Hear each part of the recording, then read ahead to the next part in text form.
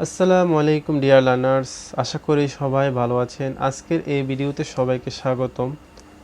আজকে আমরা theory of নাম্বারের অনুসমতা চ্যাপ্টারের একটি অনুসমতা ম্যাথ নিয়ে আলোচনা করব, যেটি জাতীয় বিশ্ববিদ্যালয়ে 5 মার্কের জন্য প্রতি বছরেই কিন্তু এসে থাকে। তাই আজকের ক্লাসটা খুবই গুরুত্বপূর্ণ। আপনারা অবশ্যই খাতা কলম নিয়ে নিরিবিলি আজকের এই ক্লাসটা মনোযোগ সহকারে শেষ পর্যন্ত দেখবেন, আশা করি উপকৃত হবেন। তো অবশ্য আজকে আমি ম্যাথটা খাতা থেকে বুঝিয়ে দেব, এতে করে আমাদের সময় এবং শ্রম দুটাই বাঁচবে। আশা করি আমি আপনাদের সম্পূর্ণভাবে সহজভাবে বোঝাতে সক্ষম হব। তো চলুন শুরু করি। আমাদের এখানে দেওয়া আছে যে সমাধান করো 18x অনুসমতা 30 মোট 42। তো এই যে এখানে অনুসমতা যদি থাকে, আমরা জানি যে এই ব্র্যাকেটের ভিতরে যে মোডের সাথে যে সংখ্যাটা থাকে এটা হচ্ছে ভাজক, আর এটা হচ্ছে ব্র্যাকেটের বাইরে যে সংখ্যাটা থাকে সেটা হচ্ছে ভাগশেষ, আর প্রথমে যেটা থাকে সেটা হচ্ছে ভাজ্য।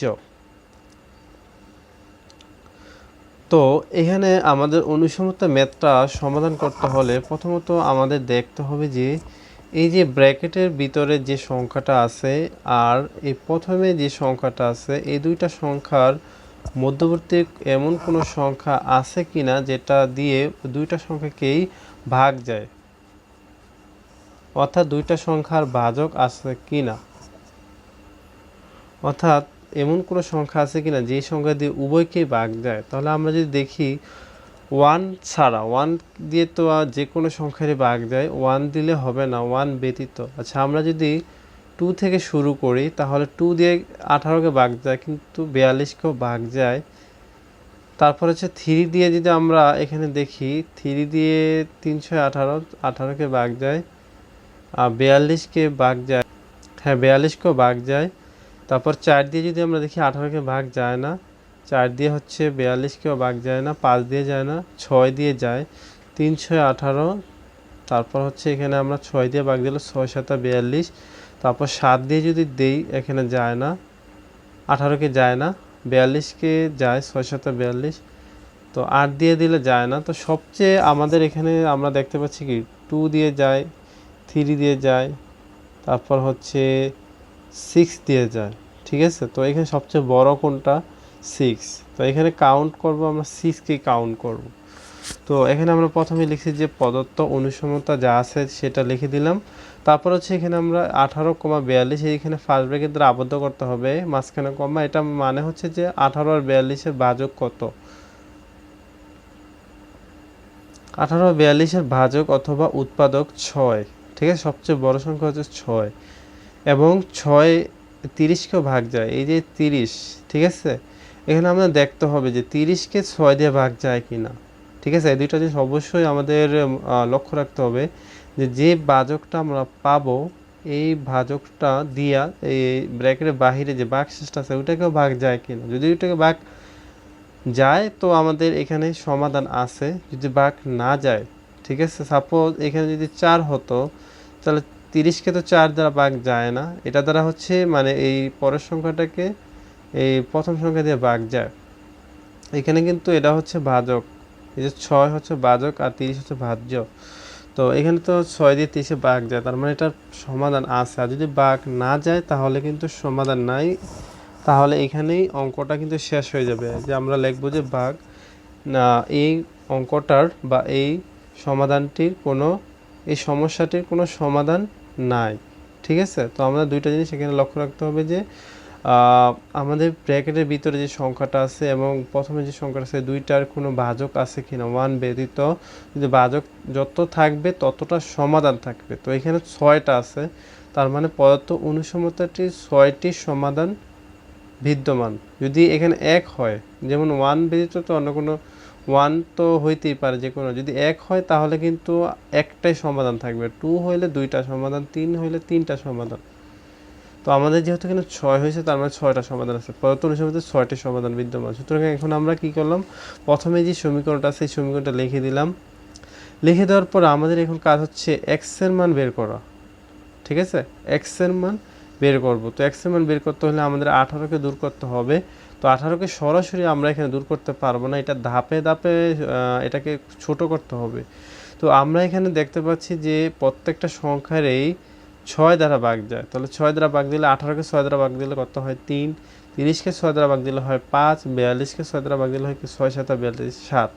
ঠিক আছে, এটাকে আমরা ভাগ দিতে পারবো অবশ্যই। এখানে সিস্টেমটা হচ্ছে যে প্রত্যেকটা সংখ্যারে ভাগ দিতে হবে। আপনি চাইলে এই দুইটা যদি ভাগ যায় দুইটা দিতে পারবো, এটা না গেলেও সমস্যা নেই, কিন্তু ভাগ গেলে দিতে হবে।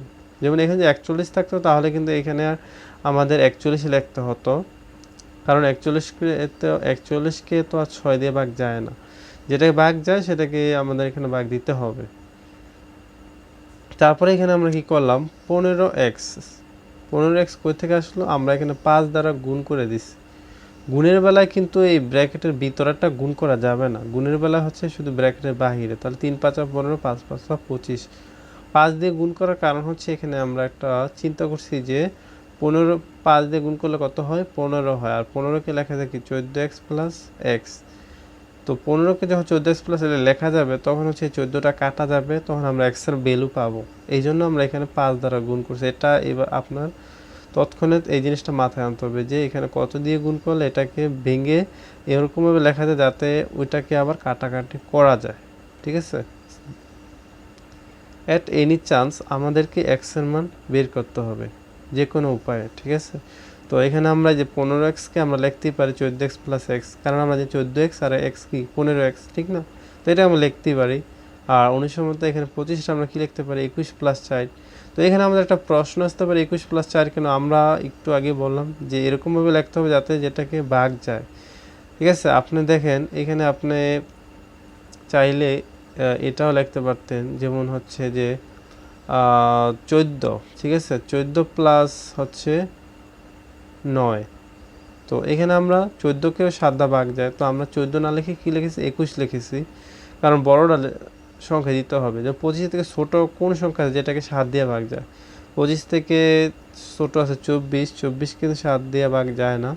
আমরা জানি 4 7 28, 3 7 21, মানে 28 আর 21 এই দুইটা ছাড়া কিন্তু আর ভাগ যায় না। তাহলে 25 থেকে ছোট হচ্ছে 21, 24 23কে ভাগ যায় না, তাহলে 21 প্লাস 4, তাহলে 21 কাটা যাবে, আর কিন্তু 14 কাটা যাবে। কিভাবে? কারণ এটা হচ্ছে 7 দিয়ে ভাগ যায়, যেগুলো 7 দিয়ে ভাগ যাবে সেগুলো কাটা যাবে। তাহলে এখানে তাহলে এক্স অনুসমতা 4 মোট 7। তাহলে আমরা এক্স এর মান পাইলাম, এই এক্স এর মানটাই হবে এক্স নটের মান। সুতরাং x equal x not equal 4 প্রদত্ত অনুসমতার মূলগুলো। তো আমরা এখানে কি লিখেছি 6টা সমাধান, যেহেতু এখানে আমাদের 6 বের হয়েছে এখানে মান, তাহলে 6টা মান আমরা এখানে লিখতে পারি। প্রথমটা হচ্ছে x naught comma x naught plus n by g, এখানে আমাদের 6টা ভ্যালু বের হবে এক্স নট, তারপরে হচ্ছে x naught plus n by g, এটা সূত্র এখানে। পরে হচ্ছে comma x naught plus 2n by g, comma x naught plus 3n by g, comma x naught plus 4n by g, comma x naught plus 5n by g. ঠিক আছে, প্রথম হচ্ছে n by g 2n by g, এভাবে পর্যায়ক্রমে মানে n এর ভ্যালুটা আস্তে আস্তে বাড়বে। তাহলে এক্স নটের মান কত 4, পরে এক্স নটের মান 4 প্লাস n এর মান কত, n এর মান হচ্ছে 42 আমাদের।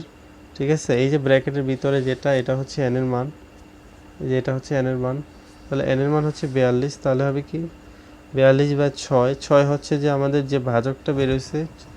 তারপরে 4 প্লাস 42, এই যে 42-এর 2 গুণ আছে 42 into 2 by 6, comma 4 plus 42 into 3 by 6, comma 4 plus 42 into 4 by 6, comma 4 plus 5 into 42 by 6। Just মানগুলো বসাই দেবো আমাদের এখানে। আমাদের এখানে এক্স নটের মান হচ্ছে 4, এন এর মান হচ্ছে 42 42, আর জি এর মান হচ্ছে কি ভাজকটা, যে ভাজকটা আমরা বের করেছি যে এখানে 18 আর 42-এর 6। তো এই মানগুলো বসাই দেওয়ার পর আমরা এই মানগুলো পাবো। এই যে এখানে 6টা মান পাবো, এই 6টা মান ক্যালকুলেশন করবো আমরা এখানে। এটা জাস্ট ক্যালকুলেটর উঠাই আমরা ক্যালকুলেশন করে দিলে আমরা এই যে 6টা মান পাবো 4 11 18 25 32 39। তো প্রদত্ত অনুসমতার সমাধান হবে কি এক্স অনুসমতা 4 মোট, প্রথম হচ্ছে কি 4 যেহেতু, তাহলে 4 মোট 42, কমা এক্স অনুসমতা 11 মোট 42, কমা এক্স অনুসমতা 18 মোট 42, মানে এই মানগুলো লিখে দেবো। তাহলে 25, তারপর হচ্ছে 32, তারপর হচ্ছে কত 39। তো এইটাই হচ্ছে আমাদের এই সমস্যার সমাধান। আশা করি আপনারা বুঝতে পারছেন। আমি বিস্তারিতভাবে বোঝানোর চেষ্টা করেছি। যদি কোনো জায়গায় সমস্যা থাকে তাহলে অবশ্যই কমেন্ট করবেন, আর যদি বুঝতে পারেন তাহলে অবশ্যই একটা ধন্যবাদ দিয়ে যাবেন কমেন্টে। সবাইকে ভিডিওটা দেখার জন্য ধন্যবাদ। আল্লাহ হাফেজ।